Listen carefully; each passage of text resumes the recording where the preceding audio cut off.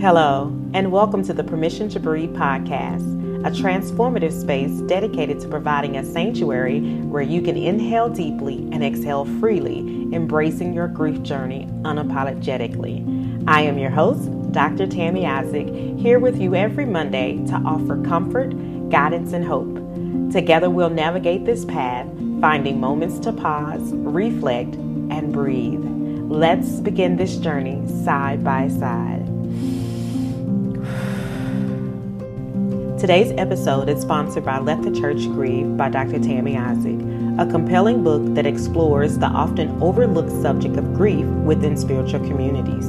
Dr. Isaac combines personal antidotes with theological insights, providing a compassionate framework for understanding and addressing grief collectively.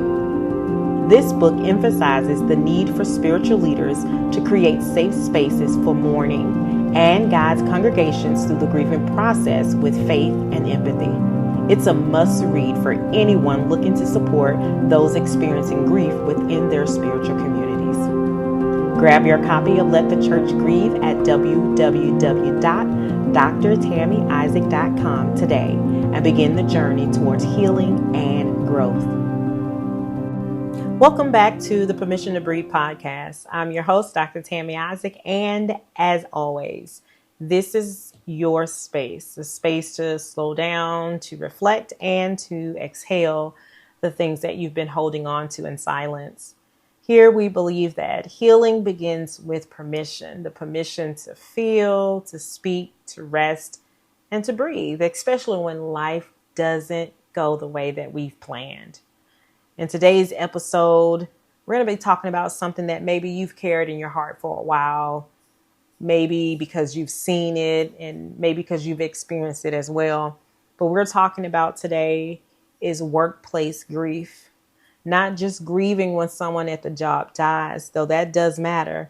But I mean the quieter griefs, the ones we don't post about, the ones we cry over in the parking lot or hide in a bathroom stall. I'm talking about grieving a job you poured yourself into but had to leave. Grieving a team that used to feel like family until everyone moved on. Grieving a boss or mentor who saw you, fought for you, but they're no longer there. Grieving changes in the culture of a workplace that once felt like home, but now feels foreign. Grieving the position, the promotion, the opportunity that slipped through your fingers. Maybe grieving the dream job that turned into a soul drainer. Or grieving the version of you that once felt alive and purposeful at work, but doesn't anymore. This episode is going to be a love letter to that grief, to that ache, because sometimes the grief that comes from work is just as real as the grief that comes from death. It doesn't get named enough, though. And so today we're naming it, we're honoring it, and we're giving ourselves permission to grieve the job, the team, and the dream. So let's take a deep breath.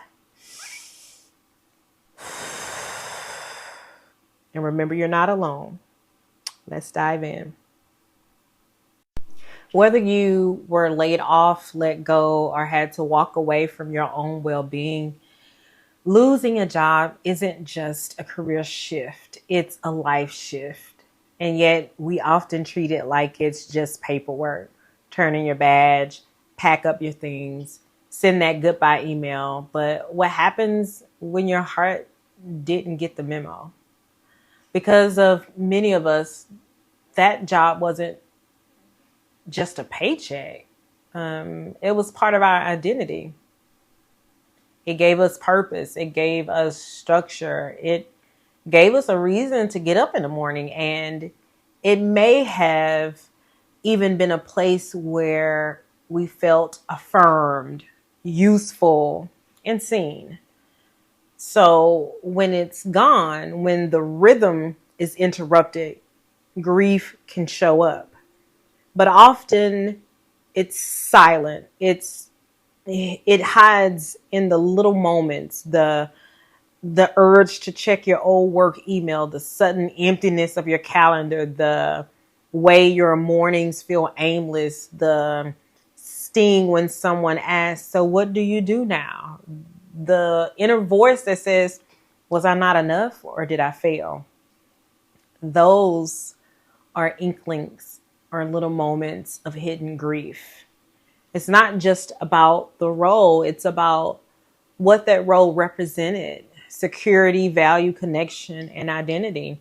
And even if the job was toxic, even if leaving it was necessary, you can still grieve it. You can grieve the potential you once saw in it, or you can grieve the parts of you that believed it would be more than what it was. And you can even grieve the hopes that lived in the workspace itself. And sometimes we're not just grieving the job, we're grieving the season of life that the job held for us. And also, let's not forget, this grief can also be financial. When your income disappears, so does your sense of stability, and the worry, the anxiety, the pressure to bounce back. It all piles up on top of the emotional weight. And that's a lot to carry. And if no one has told you lately, you are allowed to feel all of it. You have permission. Here's what I do want to remind you of. You are not your job title. You are not your last paycheck. You are not the outcome of one season. You are still worthy. You're still valuable and still very much capable of rising again into a new position, blossoming into a new career. So if you've recently lost a job, or if you're still carrying the grief of one that you lost a while ago, this is actually your permission to miss it. This is your permission to mourn it. Your permission not to move so quickly through it, and your permission to breathe and process all of it. Because grief doesn't operate on a company timeline. It moves through your spirit in waves. You often hear me say grief comes in waves, right? And you, my dear friend, are human first and employee second. So you don't have to rush your healing. Sometimes it's not the job itself that we miss. It's the people, the team, the relationships, the unspoken rhythm of trust and laughter that made the work feel more than just work, right? You see, we don't just build careers, we build communities within our careers. And that friend who always saved you a seat at the meeting, the coworker who knew your coffee order by heart, the team group chat that's, full of jokes that got you through some hard days, the little rituals, the office birthdays, celebrations, the random hallway check-ins, all of that can feel like therapy. Then suddenly it shifts. People transfer, leadership changes, the vibe changes, or you leave and the silence hits harder than you actually expected. That kind of grief can catch you off guard, and you're sitting at your new desk in a new environment doing the same kind of work, but your heart is still back in that old break room. And maybe it's even more complicated. Maybe you're still at the job, but the people around you left. A team maybe dissolved. A department was reconstructed. New faces have come in, but they didn't bring the same warmth, the same support. And now you're grieving something that technically isn't dead, but is no longer alive either. That's what I call ambiguous workplace grief. So you're still showing up, still clocking in, but the soul of your space has changed. And no one really talks about it. And let's talk about the ones who were more than coworkers, those special souls who felt like family, or that boss or supervisor who made you feel seen, who mentored you, who had your back. Maybe they were fired or left unexpectedly or passed away. Maybe they retired and life just moved on, but you didn't. And that's okay. You're allowed to grieve people, not just positions. You're allowed to miss shared laughter, shared struggles, and even shared silence. I mean, you're allowed to feel the void when your support system at work disappears. Because grief doesn't require a funeral, of course. Sometimes all it takes is a locked office door and an empty chair. If that's where you are today, here's your gentle reminder, okay? You can honor what those people gave you. You can hold on to what they taught you, and you can still carry them with you even if you're no longer on the same team, because they mattered. And that season of your life mattered. And guess what? You matter. And it's okay if some days you're still longing for that team or that culture, that sense of belonging. Like, you don't have to minimize it and you don't have to get over it. You just have to breathe through it with compassion and grace for yourself, because even in the workplace, relationships, they do leave imprints, and your heart is allowed to remember. Let's talk about another layer of workplace grief that doesn't get enough space. Grieving the departure of a leader. So a supervisor, a manager, a mentor, a boss, someone who wasn't just in charge, but someone who anchored the atmosphere of your work life. Maybe they were the one who always encouraged you in meetings. Maybe they challenged you to grow when you didn't believe in yourself. Maybe they gave you a chance when no one else did. Or maybe they simply made work safe. You trusted them, you respected them, you relied on them, and then they were gone. Maybe they resigned, they retired. Maybe they were let go suddenly without explanation, or maybe they even died. And now there's an empty chair, an empty inbox, an empty space that people avoid talking about, but you feel it in every corner of the building, because when a great leader leaves, it's not just about the change in workflow. It's a shift in emotional gravity. And suddenly the tone is different. The trust feels fragile and the culture begins to shift, and you're left wondering, well, what happens now? And sometimes you're grieving the presence or their protection, or grieving the way they made you feel like your work mattered, right? And let's be honest, sometimes the grief comes with fear.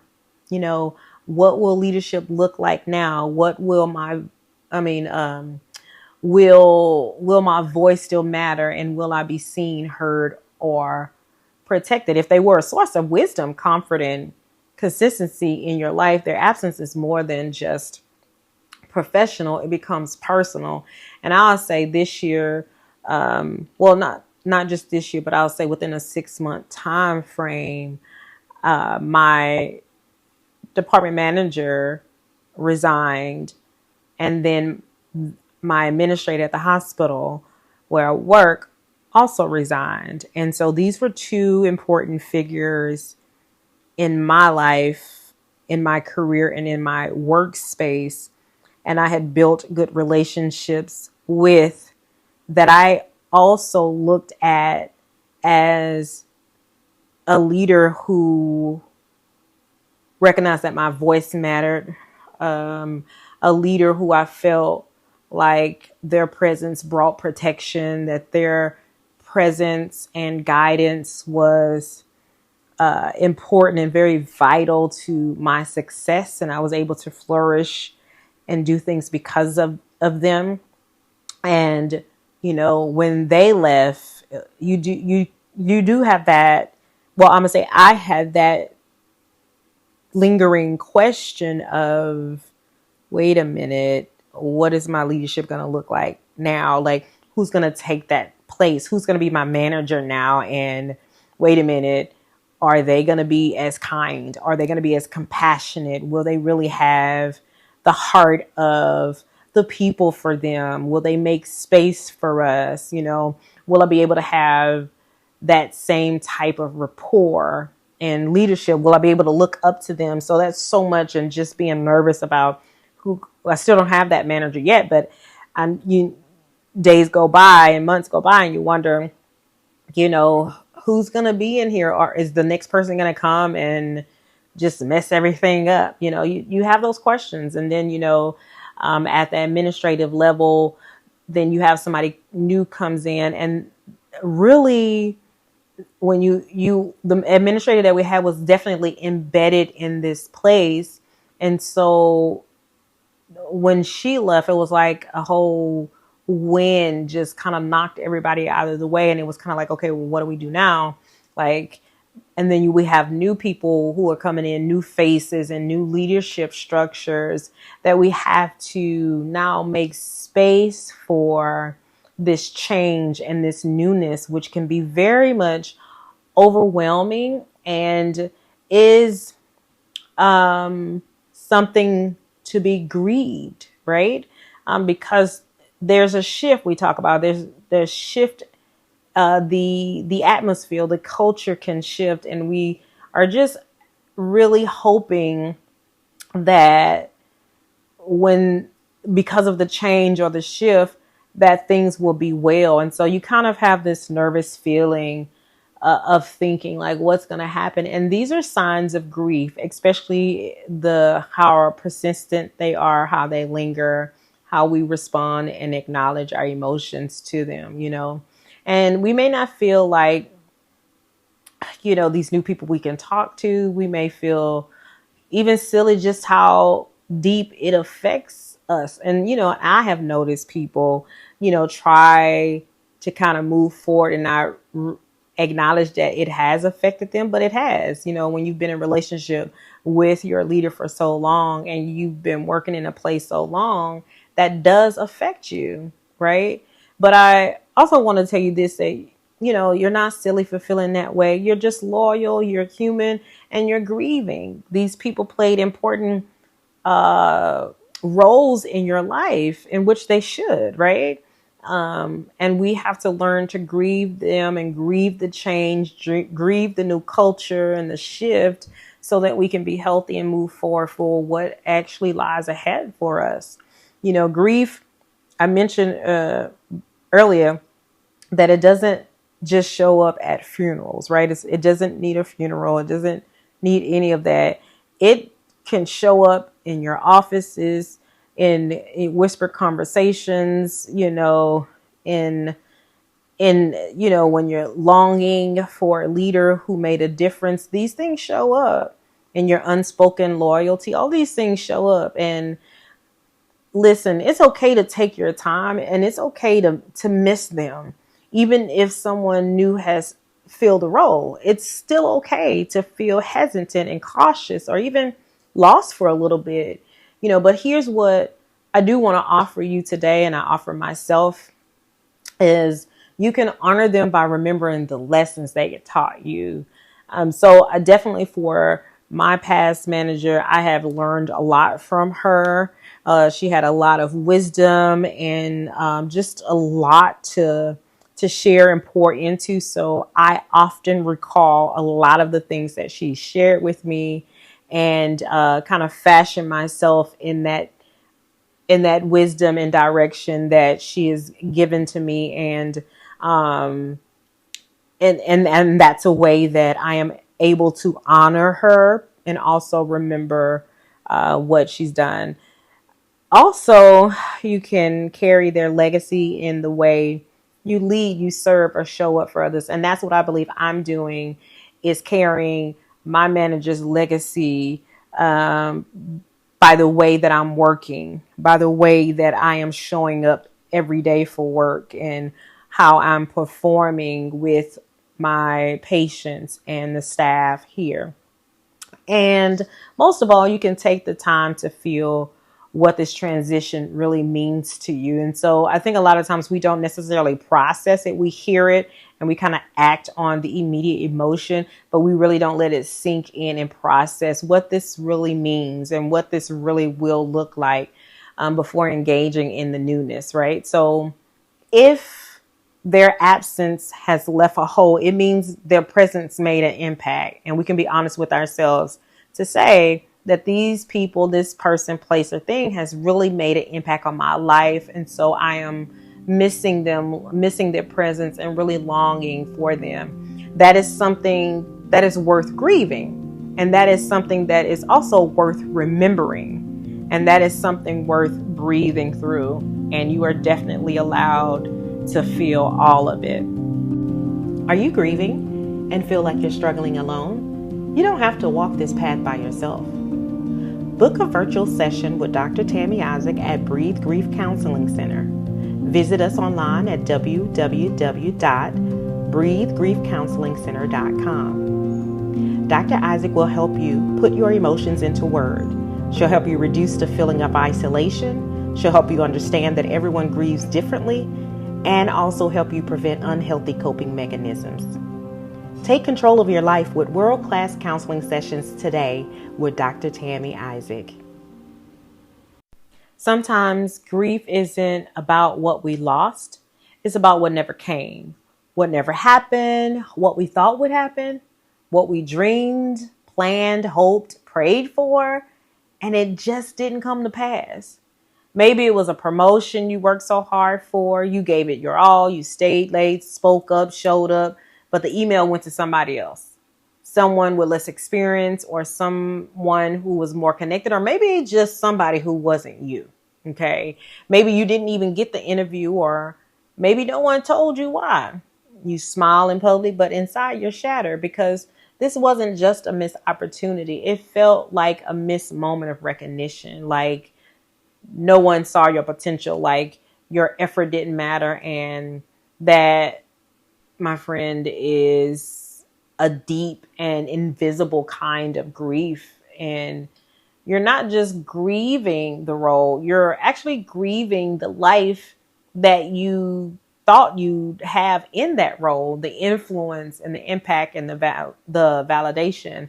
I remember one time I applied for a job and I really thought that I had gotten it. It was a job that I really wanted, but I didn't realize how much I was wanting the job, how much emotional connection that I had to it, until I got the email that said that they had chosen somebody else. And when I read the email, I immediately began to cry. I was like almost shocked that this wave of grief had come over me, and I just could not stop crying. And I called a friend of mine who kind of talked me through it, and spent the afternoon with me to just help support me through that moment, because I was very shocked and overwhelmed how emotional I had become because of it. And it really took me a while to process through that, where I would be okay through it. I think about a month or so. Because I kept thinking about it, and then I think about it, then I would cry all over again, because it did at that point for me feel like you don't see me, you don't see the potential. And I was at a point in my life that I needed the validation to confirm that the work that I was doing was great and that I was successful. And this was after my mom died. And so I'm steady trying to find my place within my career. And, I just kind of grieved the role, but also the life that I thought I would have in that role, and the impact and the influence and the validation. And so that it surprised me, but I also understood the grief that was happening at that moment. And maybe you are grieving and you're still in the same position, doing the same work, but now you're grieving with a broken heart and a bruised spirit. Or maybe you stayed in a job that's evolved in something that's unrecognizable now. The mission might have changed, the values shifted, the joy got lost somewhere along the way, and you didn't leave, but the work did. And so you grieve. You grieve a version of the job that no longer exists. You grieve the excitement you once felt. You grieve the dream that quietly dissolved while no one else was watching. And you may even grieve yourself, the version of you who believed this job would be the place where you soared. That is valid grief. And it is so often dismissed because there's no obvious event that's attached. But the pain is still very much real. So if you find yourself mourning these things that didn't happen, I do want you to know that your heart is not petty. You're disappointed. You're disappointed, and your disappointment is not small. Your grief is not dramatic. It is a reflection of how deeply you really cared and how much you believed, of how brave you were to even hope and believe. And even though that door didn't open, even though that season didn't bloom the way you expected it to, you're still very much worthy. You still have value, and the path that you are on still very much matters. You know, your future does not begin and end with one no. There are still many yeses out there that's waiting for us. But before you move forward, it's important to know that you're allowed to grieve what wasn't. Okay. So if today you're sitting in the middle of some workplace that is different, not necessarily what you thought, just take a deep breath. Let yourself feel it. Let the tears come if they need to. Let the silence speak if it must. And then gently remind yourself, what's for me is for me. And what's for me will not be missed. And even the grief has something to teach me in this. Workplace grief is real. It's layered and it's personal.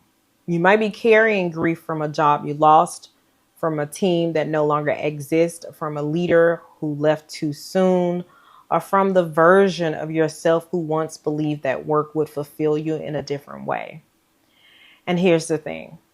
In a world that often tells us to shake it off, keep it professional, or leave it at the door, I want to give you permission to bring your whole self into the conversation, because healing doesn't happen in hiding. It happens in the light. So how do you move through this kind of grief? Well, you start with compassion, not for the job, not for the people who didn't see your worth, but for you. Give yourself grace for how deeply you love that role. Grace for how hard you worked. Grace for the way you kept showing up, even with a heavy heart. Next, give yourself courage. Courage to feel hard things. Courage to say, this mattered to me. And courage to take one small breath toward healing. And finally, give yourself permission. Permission to start again. To reimagine what work could look like. To open your heart to joy in a new place, with new people, in a new way. Because this grief doesn't mean you're weak. It means you're awake. It means You love something enough to feel its absence. And that is sacred. So wherever you are today, whether you're transitioning out, trying to find your footing again, or simply mourning what used to be, I want you to know that your grief is not in vain and you don't have to carry it alone. You have permission to grieve, to rest, to begin again, and to breathe. Before we go, I want to take a few moments to honor you. The one listening with quiet tears in your eyes, the one who's holding it together at work even though your heart is in pieces, the one who left the job but can't seem to let go of the weight it carried, the one still grieving in silence because no one ever gave you space to speak it out loud. I want to say to you plainly as I can, your grief is valid. Your grief over the team that felt like family. Your grief over the leader who made you feel safe and seen. Your grief over the title you didn't get, the job you loved and lost, the potential you poured in that never got recognized, the sense of purpose that feels blurry now. We don't often get language for this kind of grief. We know how to talk about loss when someone dies, but we don't always know what to do when what dies is a dream, a work family, a piece of ourselves we left at a desk we no longer sit behind. But here on the Permission to Breathe podcast, we make space for all of it because healing requires naming it. And wholeness begins with honesty. You're allowed to miss what was. You're allowed to question what is.